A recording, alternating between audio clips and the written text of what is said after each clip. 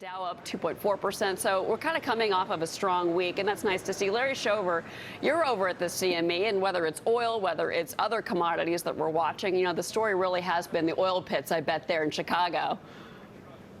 Yeah, you know, so many people just can't believe it, and they're wondering, you know, has this been a defensive rally? When you see that energy stocks are trading well below the oil price, you know, relative.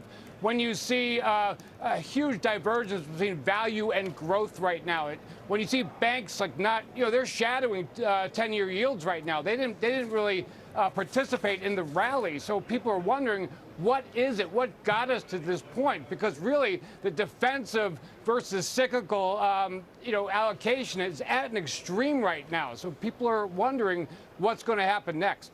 Yeah, well, coming up next, Scott Sheldy, obviously is going to be, you know, we had this executive order early from President Trump with regards to those sanctions and, you know, really putting more pressure on the Iranians, in particular the leadership there. Obviously, the hope, I'm sure, is that the groups come to some kind of negotiation plan, at least. Would that calm down the baby spike, I call it, we've seen in oil? Because we haven't seen a huge reaction in oil, to be honest. No, we haven't, and that's because we're doing so well ourselves. And I would say yes, it would calm down a baby spike in oil. But to your point about the markets, you know, I would say this is what I want everybody to be careful what you wish for, right? You just got done talking about we're almost at a all-time record high for the S&P 500, and here we are still talking about cutting rates. Now, I've been doing this for 31 years. I cannot remember the last time we talked about cutting interest rates when the stock market was at all-time record highs. Now, I get it. We are growing at a slower pace. But if your basketball or football team was improving at a slower pace, would you get rid of the starting five?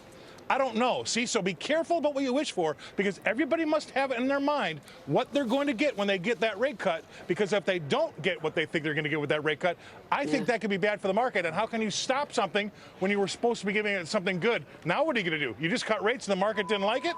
I think we have to be very, very careful. Well, but they haven't cut rates yet, Scott, to be clear here. We're looking at the July meeting, and, you know, the traders can bet all they want. I mean, I heard some people saying we were maybe going to get a quarter point shaved off this last meeting, and that certainly didn't happen. But